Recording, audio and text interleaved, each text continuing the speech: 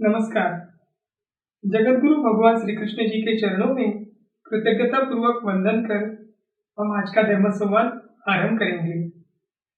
सनातन संस्था एवं हिंदू जन जागृति समिति द्वारा आयोजित धर्म संवाद इस विशेष कार्यक्रम में मैं गुरुराज प्रभु आप सभी का हार्दिक स्वागत करता हूँ। बंधुओं, आज हम कोरोना नामक एक महासंकट का सामना कर रहे हैं। इस भयंकर महामारी पर आधुनिक विज्ञान के पास अभी तक कोई दवाई उपलब्ध नहीं है। ऐसी संकट की स्थिति में स्थिर रहने के लिए केवल अध्यात्म ही हमें आत्मबल और मनोबल दे सकता है, हमारा तनाव भी कम कर सकता है। आज अनेक देशों के डॉक्टर योग और ध्यान करने लगे हैं और इसी के साथ ओंकार का जप भी करने लगे हैं। आज संपूर्ण विश्व शांति के लिए भारत की ओर देख रहा है। ऐसे समय पर अध्यात्म समझकर उसे जीवन में उतारना ही होगा और इसी अध्यात्म की खोज इस धर्म संवाद के माध्यम से हम करते आ रहे हैं। आइए आज के इस धर्म संवाद में हम नए विषय के साथ सभी जिज्ञासुओं के प्रश्नों के उत्तर जानने का प्रयास करेंगे। अब तक हमने विविध विषयों पर धर्म संवाद किया। वर्तमान आपातकाल के विषय में चर्चा की, अध्यात्म, सुख दुख, पितृदोष और वास्तुदोष के विषय में जान के लिया, इसके ऊपर उपाय योजना समझ कर ली, श्री रामनवमी तथा श्री हनुमान जयंती का शास्त्र भी समझ कर लिया और गुरु शिष्य विषय में विस्तृत रूप से हमने धर्म संवाद में चर्चा की। और आज भी हम इसी प्रकार से आपके प्रश्नों के उत्तर इस धर्म संवाद के माध्यम से जानेंगे। आज के इस धर्म संवाद के लिए हमारे साथ पूजनीय नीलेश सिंह जी उपस्थित है। हम आपका हार्दिक स्वागत करते हैं। पूजनीय नीलेश जी समुद्री जहाज निर्मित क्षेत्र के अभियंता हैं। आपने सनातन संस्था के मार्गदर्शन में साधना कर संत पद प्राप्त किया है, अर्थात आप आध्यात्मिक क्षेत्र के अधिकारी संत भी हैं। आप पूर्णकालीन रूप से धर्म प्रचार के लिए निरंतर प्रवास में रहते हैं। आइए आज का हम धर्म संवाद शुरू करेंगे।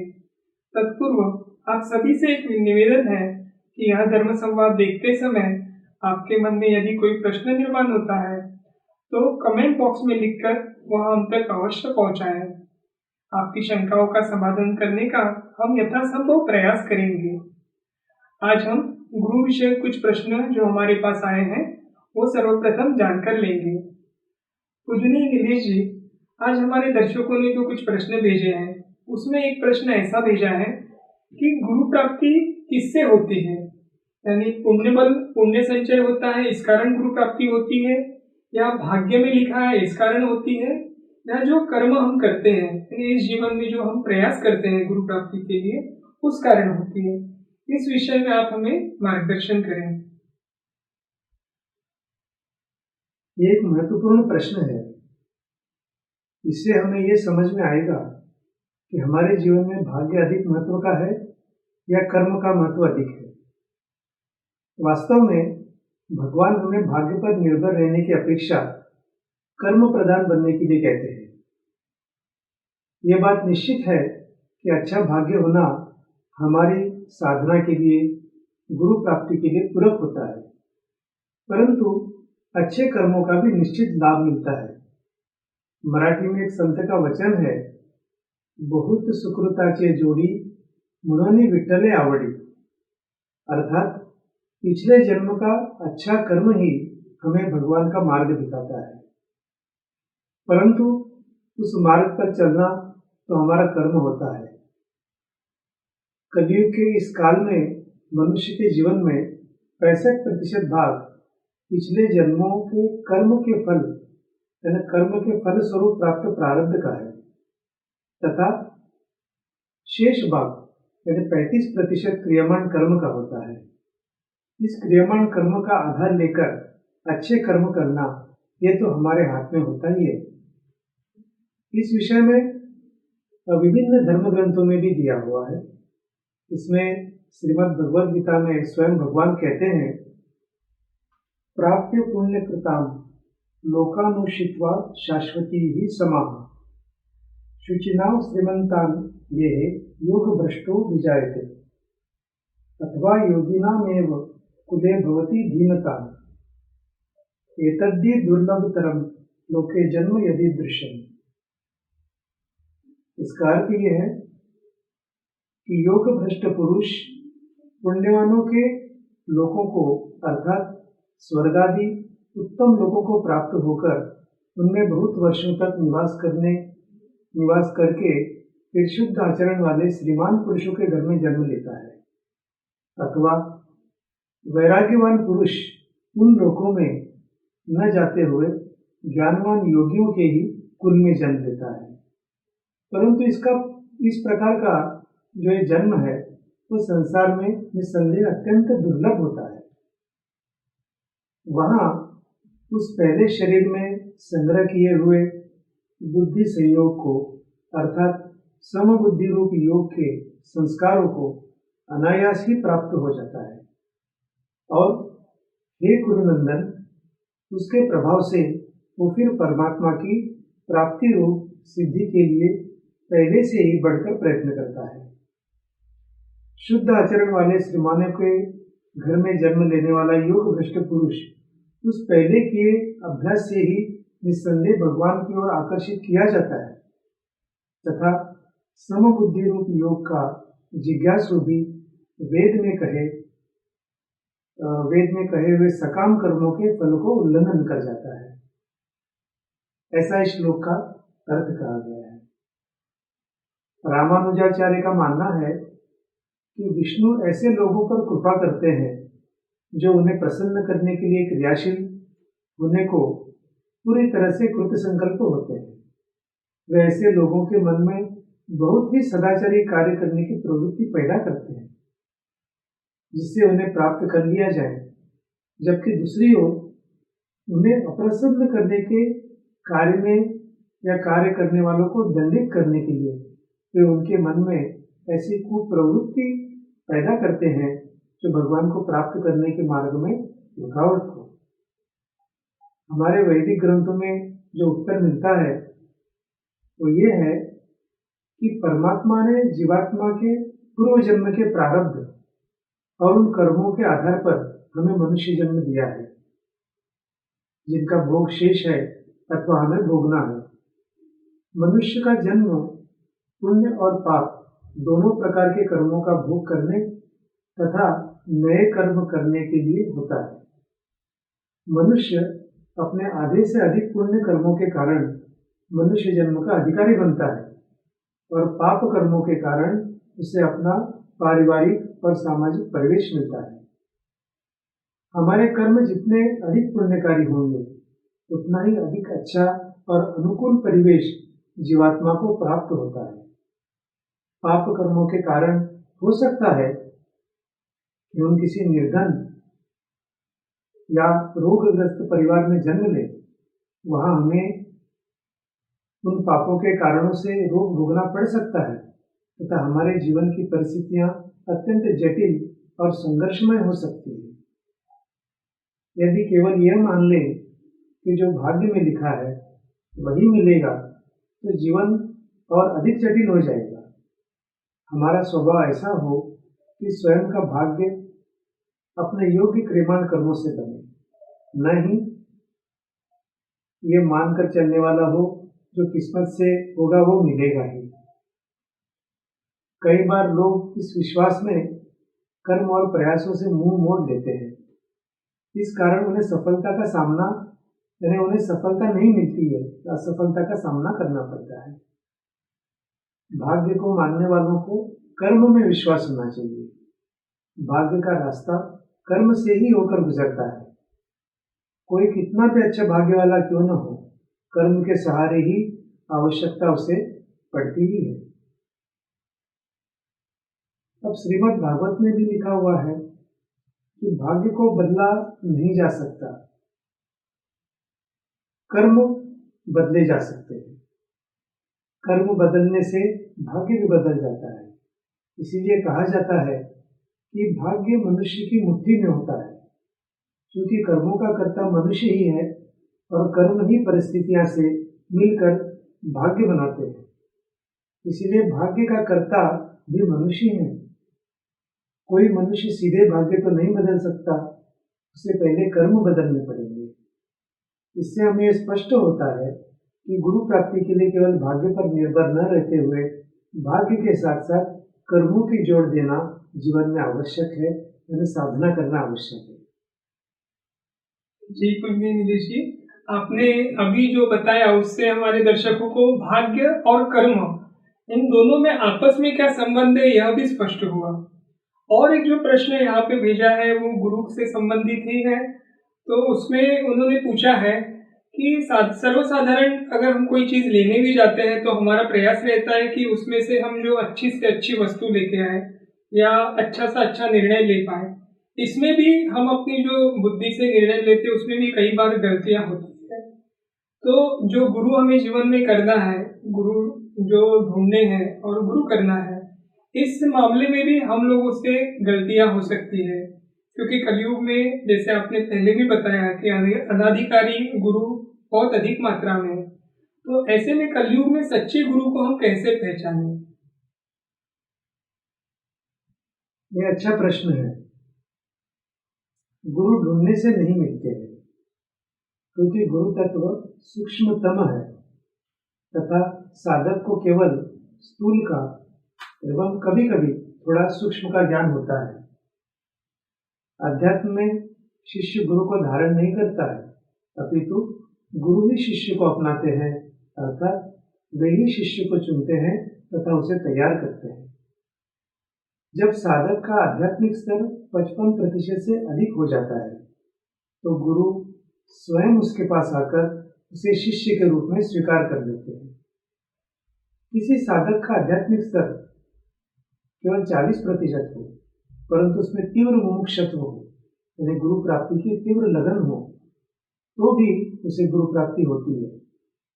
तात्पर्य यह है कि गुरु ढूंढने हेतु प्रयत्न करने की अपेक्षा हमें शिष्य बनने का प्रयत्न करना चाहिए, अपने अंदर शिष्य के गुण लाने का प्रयास करना चाहिए। यहाँ जो प्रतिशत की जानकारी अभी मैंने बताई, जैसे 55% बताया, इस विषय में मैं बताना चाहता हूँ कि सत्वगुण की मात्रा पर आध्यात्मिक स्तर निर्भर रहता है। सत्वगुण की मात्रा जितनी अधिक होती है आध्यात्मिक स्तर उतना ही अधिक होता है। सामान्य व्यक्ति का आध्यात्मिक स्तर 20% होता है, जबकि मोक्ष प्राप्त व्यक्ति का आध्यात्मिक स्तर 100% होता है। दूसरी बात यह है, जो आपने परखने की बात कही है, गुरु को परखा जा सकता है क्या, इस विषय में बताना चाहता हूँ कि यदि हम ऐसा सोचें कि गुरु को परखने के पश्चात ही उन पर श्रद्धा रखेंगे तो उनकी परीक्षा लेनी पड़ेगी, और परीक्षक का पद परीक्षार्थी की अपेक्षा हमेशा ही ऊंचा होता है। यदि आप अपने आप को परीक्षक मानते हो तो परीक्षार्थी को गुरु कैसे मान सकते हैं? मैं अमुक गुरु का शिष्य हूँ, ऐसा समझना योग्य नहीं है। गुरु को ही कहना चाहिए कि ये मेरा शिष्य है। यदि कोई युवक स्वयं ही मन से सोच ले कि अमुक युवती उसकी प्रेमिका है तो इसका कोई लाभ तो नहीं होगा ना। युवती को भी उसको स्वीकारना चाहिए, तभी होगा। उसी प्रकार से गुरु शिष्य का संबंध भी कुछ इसी प्रकार का है। गुरु ने ही कहना चाहिए कि मेरा शिष्य है। हमें कभी भी जाके ये कहना नहीं चाहिए कि ये मेरे गुरु है, या गुरु को ढूंढने के बजाय हम स्वयं शिष्य बनने के अच्छे प्रयास करें, अच्छी साधना करें। जी पूजनीय नीलेश जी, आपने जो अभी बताया उससे हम सभी को ये निश्चित तौर पे भली बात समझ में आ गया होगा कि परीक्षक बनने की अपेक्षा हम शिष्य बनने का यदि प्रयास करेंगे तो निश्चित तौर पर हमारे जीवन में गुरु कृपा होगी और गुरु प्रत्यक्ष रूप में जीवन में आएंगे भी। अभी जो अगला प्रश्न हमारे पास भेजा है वो नाम साधना के विषय में है, नाम जप और साधना के विषय में। तो यह प्रश्न इस प्रकार उन्होंने भेजा है कि वैसे तो हम कहते हैं कि भाग्य बदला नहीं जा सकता, भाग्य बदल नहीं सकता, यह तो संभव नहीं है। और दूसरी ओर ऐसे जो नामजप के विषय हमारे इससे पूर्व यहाँ पे हुए हैं तो उसमें ये एक बात बताई थी कि नामजप से प्रारब्ध बदल सकता है। तो ये दोनों वाक्य थोड़े से परस्पर विरोधी लग रहे हैं, तो इसका विश्लेषण आप कृपया करें। इसमें श्रीमद् भागवत के स्कंद 6 अध्याय 2 और श्लोक 18 में आता है कि जिस प्रकार सोच समझकर डाला गया अथवा अनजाने में गिरा अग्नि काष्ठ को जला देता है, उसी प्रकार पवित्र कीर्ति ईश्वर के नाम का उच्चारण विचारपूर्वक अथवा सहजता से भी करने पर वो नाम रूपी अग्नि मनुष्य के समस्त पातकों को नष्ट कर देती है। इसीलिए नामजप से पातक या प्रारब्ध अवश्य नष्ट होता है, पर इसका शास्त्र क्या है समझ कर लेते हैं। जैसे अभी हमने पहले के कुछ प्रश्नों में बताया है कि हमारे जीवन में 65% प्रारब्ध का भाग होता है और 35% क्रियमाण है। भाग्य बदलना संभव नहीं है। प्रारब्ध के 3 प्रकार हैं, मंद, मध्यम और तीव्र। यानी मध्यम प्रारब्ध होता है या मध्यम प्रारब्ध या तीव्र प्रारब्ध भी होता है। नाम साधना से मंद प्रारब्ध नष्ट हो जाता है, नष्ट हो सकता है। मध्यम और तीव्र प्रारब्ध केवल गुरु कृपा से टाले जा सकते हैं, किंतु नाम साधना से प्रारब्ध भुगतने में सहायता अवश्य मिलती है।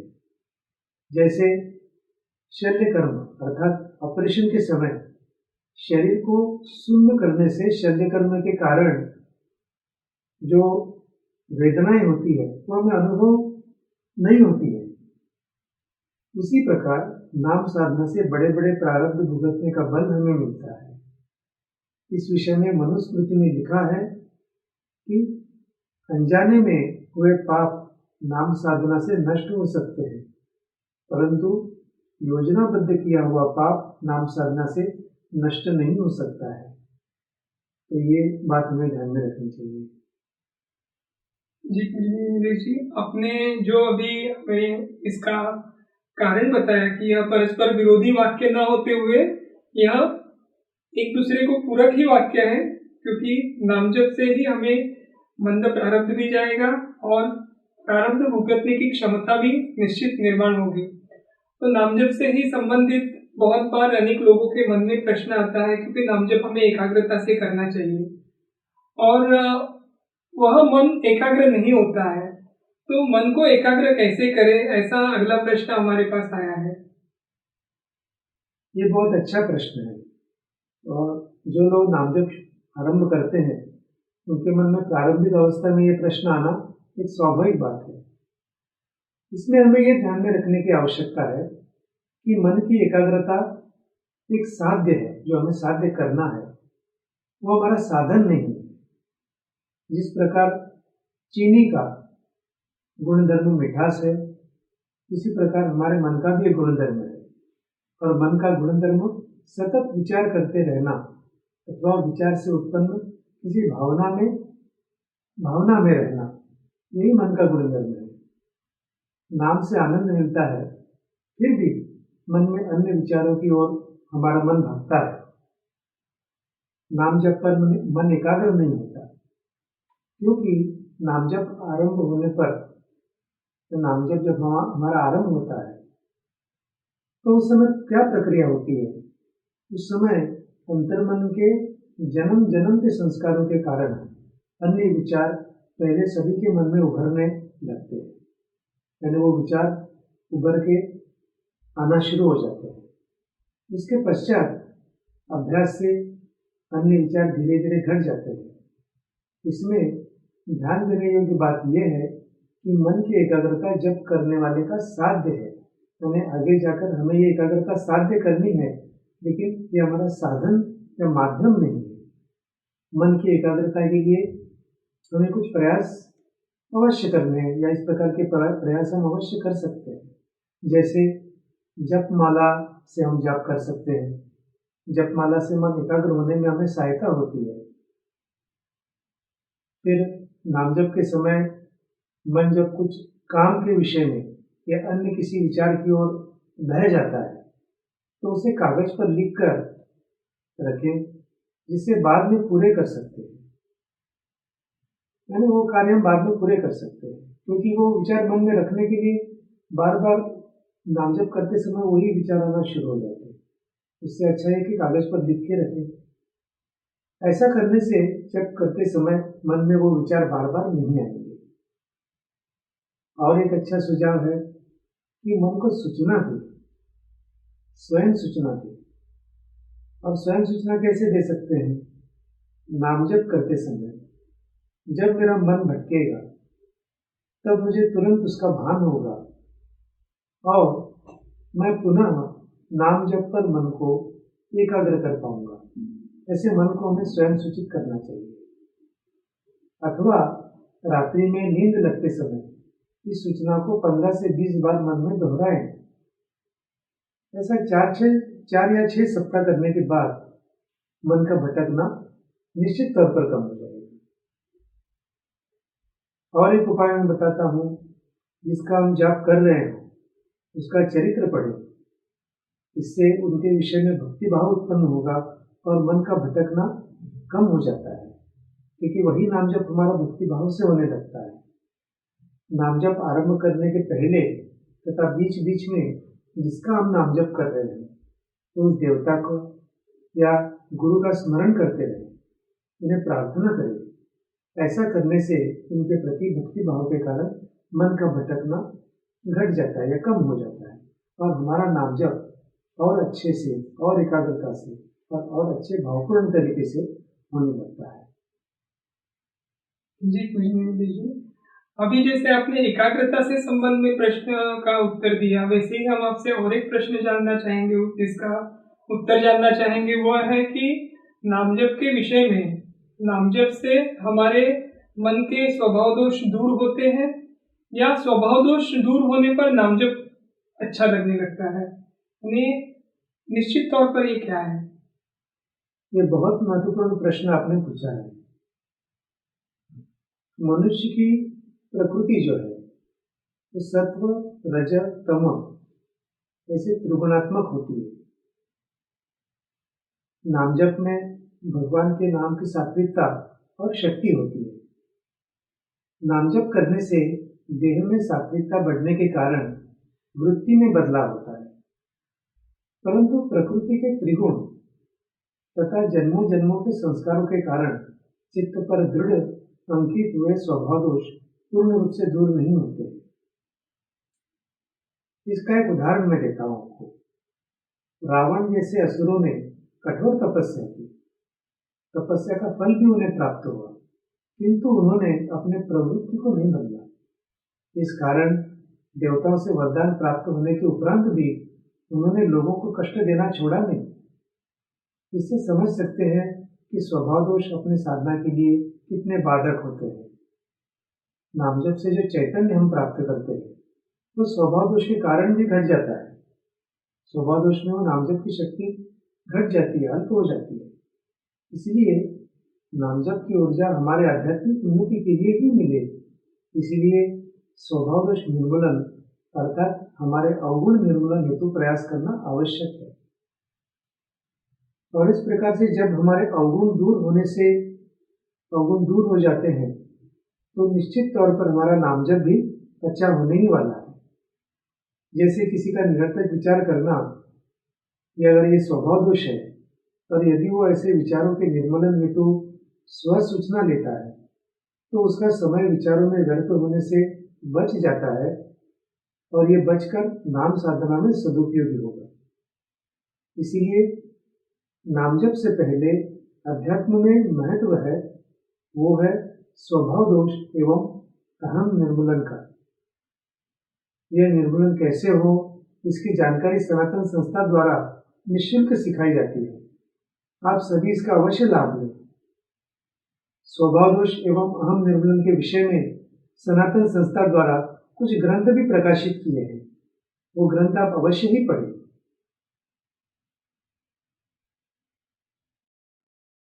जो अभी आपने स्वभाव दोष और अहम की वजह से साधना में होने वाली बाधा के विषय में बताया, वो सुनकर एकदम सभी को निश्चित तौर पर दोष और अहम निर्मूलन के लिए प्रयास करने चाहिए, इसका महत्व ज्ञात हुआ होगा।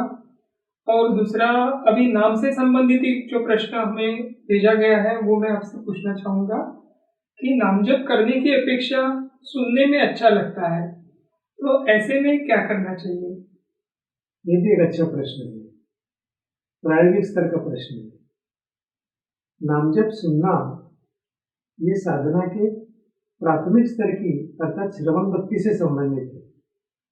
श्रवण भक्ति, उदाहरण के तौर पर जिस प्रकार टीवी पर योग साधना केवल देखने से या सुनने से स्वास्थ्य में लाभ नहीं होता है, तो उसके लिए आसन प्राणायाम स्वयं को करना पड़ता है। इसी प्रकार नामजप स्वयं करने से हमारे शरीर मन की शुद्धि हो जाती है। नामजप स्वयं करने से उस देवता के तत्व का हमारे शरीर पर प्रभाव होता है, उसकी अनुभूति भी आती है। नामजप स्वयं करने से मन की एकाग्रता साध्य होती है। प्रारंभिक स्थिति में नामजप सुनने के साथ ही धीरे धीरे उसी लय में स्वयं नामजप करने से मन को नामजप की आदत लग जाती है।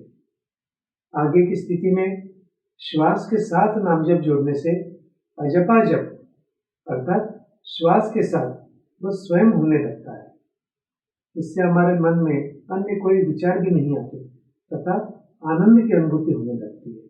इसीलिए प्रारंभिक अवस्था में यदि आप नामजप सुनना चाहते हैं, अवश्य सुनिए, लेकिन सुनते सुनते धीरे धीरे उसको अपने मन में उतारने के लिए, उसको कहने के लिए, नामजप करने के लिए प्रयास कीजिए और धीरे धीरे अपने मन में ही ये नामजप कैसे आरंभ रहेगा इसके लिए प्रयास करें। इसका आपको अधिक लाभ हो जाएगा।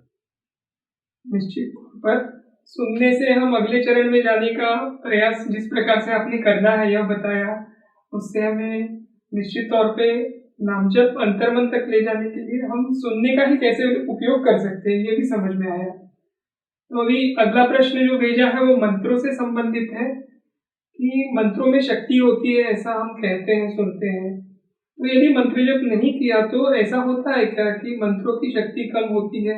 ऐसा प्रश्न एक हमारे यहाँ जिज्ञासु ने भेजा है।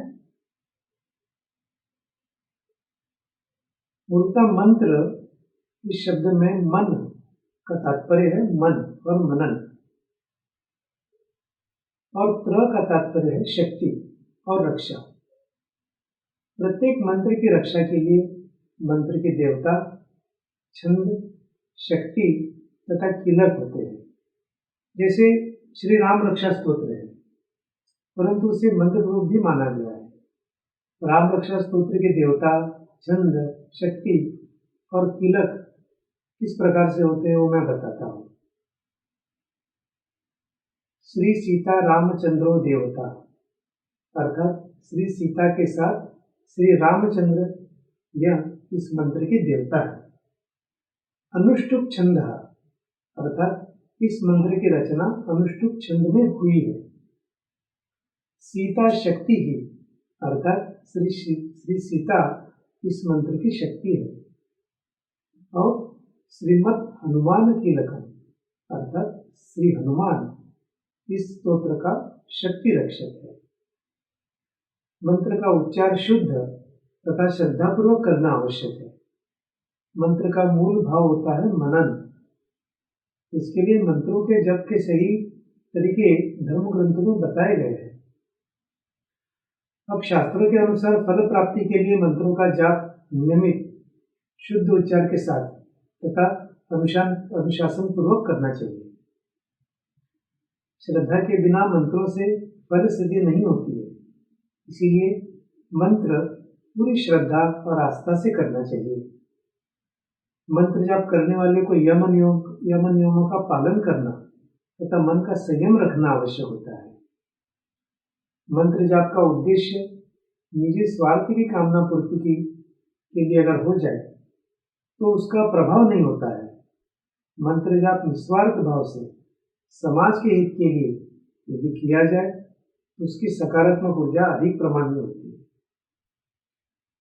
अब गुरु मंत्र के बारे में, गुरु मंत्र के साथ देने वाले गुरु का संकल्प भी होता है। यानी गुरु मंत्र देते समय उसी में गुरु का संकल्प भी विद्यमान होता है तथा उनका आध्यात्मिक स्तर महत्व का होता है। यदि शिष्य गुरु को अपेक्षित कार्य नियमित रूप से करता है तो गुरु मंत्र से उसके जीवन का ही कल्याण हो जाता है। तो यही मंत्र के बारे में शास्त्र है। आपने जो इस मंत्रों के विषय में शास्त्र बताया, उससे हम सभी को मंत्रों का अर्थ भी समझ में आया, मंत्रों का महत्व भी ज्ञात हुआ, और मंत्र जप करने के लिए जो आचार है वो भी आपने हमें समझाया। इसके लिए हम आपके बहुत बहुत आभारी हैं।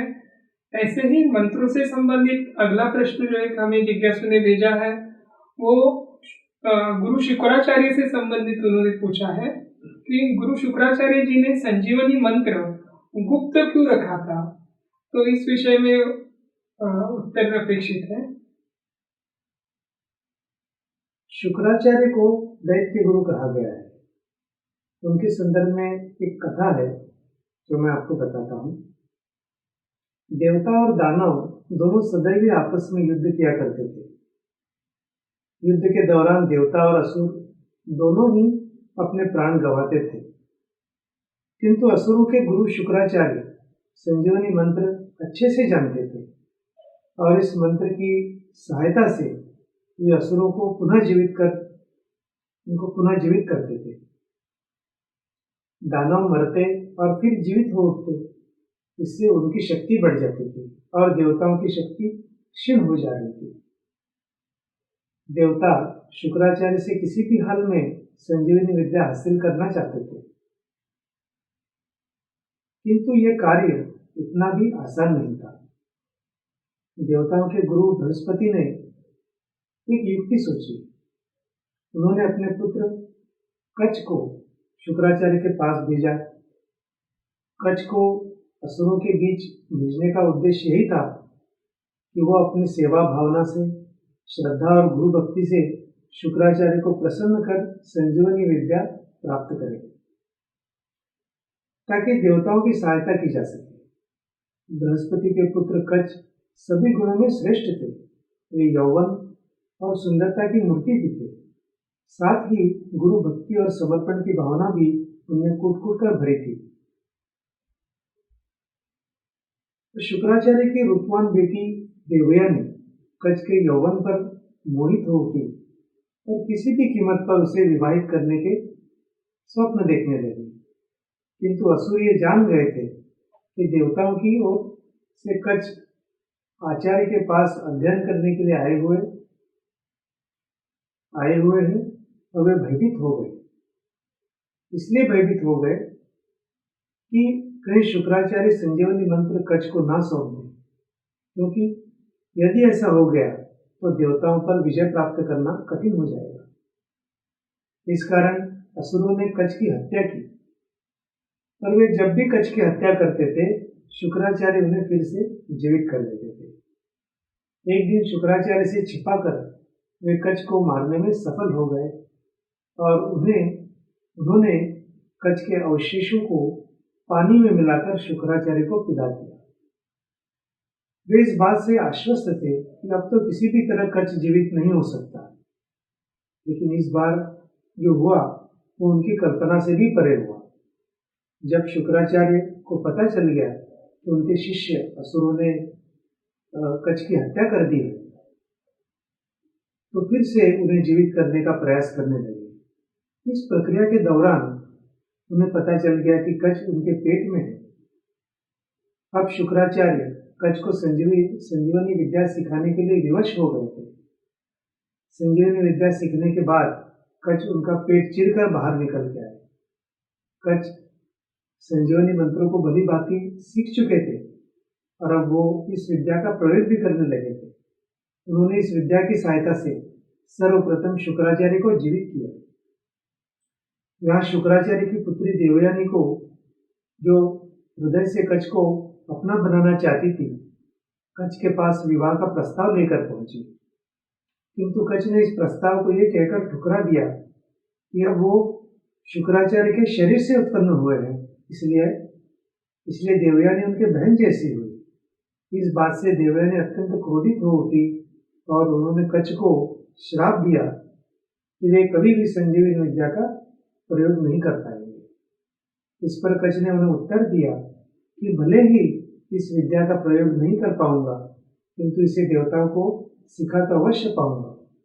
इस प्रकार देवताओं को संजीवनी विद्या प्राप्त हुई।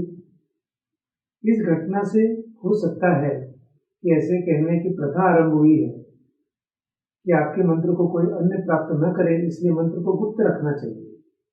परंतु आज के युग में हम जो गुरु मंत्र लेते हैं तथा भगवान का नाम जप करते हैं, उससे किसी की हानि नहीं होती है, इसलिए इसे अन्य से छुपा कर रखने की कोई वैसे आवश्यकता नहीं है। हमारे शास्त्रों में शुक्राचार्य का और एक नाम आता है। उन्हें महान दार्शनिक, राजशास्त्र प्रणेता तथा नीति शास्त्र के व्याख्याता के रूप में भी माना जाता है।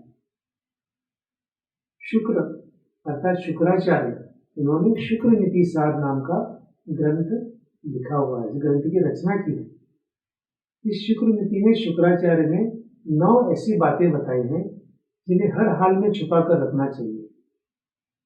यदि मनुष्य अपने से जुड़ी ये 9 बातें किसी को बता दें तो उसके लिए हानिकारक साबित हो सकता है। इसमें एक मंत्र है, वो कहता है,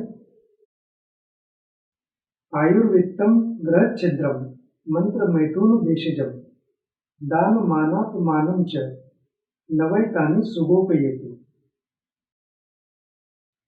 इसका अर्थ यह है कि मान, अपमान, मंत्र, धन, आयु, ग्रह, औषध, मैथुन, दान, इनका उल्लेख कहीं भी न करे, ऐसा इसमें कहा गया है। ये जो 9 बातों का उल्लेख आता है, उसमें जीवन की कौन सी बातें गुप्त रखना आवश्यक है, इस नीति के अनुसार ये बताया गया है। परंतु ये नियम गुरु मंत्र तथा नाम जप पर लागू नहीं होता है। बहुत बहुत धन्यवाद। आपने पूरा ही उनका प्रसंग बताकर इस प्रश्न का उत्तर दिया। जो अगला प्रश्न जो आया है तो मुझे लगता है कि बहुतों को संन्यास के कारण ये एक निर्माण होता होगा कि साधना करने के लिए अविवाहित रहना ये आवश्यक है क्या, इस प्रकार से प्रश्न भेजा है। क्योंकि मुझे लगता है अधिकतर लोग सन्यासियों को ही साधना करने वाले समझते हैं, इस कारण ये शायद प्रश्न निर्माण हुआ हो। तो आप इस विषय में हमें मार्गदर्शन करें। बहुत अच्छा प्रश्न भेजा है। साधना करने के लिए अविवाहित रहना आवश्यक है क्या? इसके उत्तर स्वरूप मैं ये बताना चाहूंगा कि ये गलत धारणा है, क्योंकि जन्म, विवाह और मृत्यु जीवन की ये बड़ी घटनाएं प्रारब्ध के अनुसार ही होती है।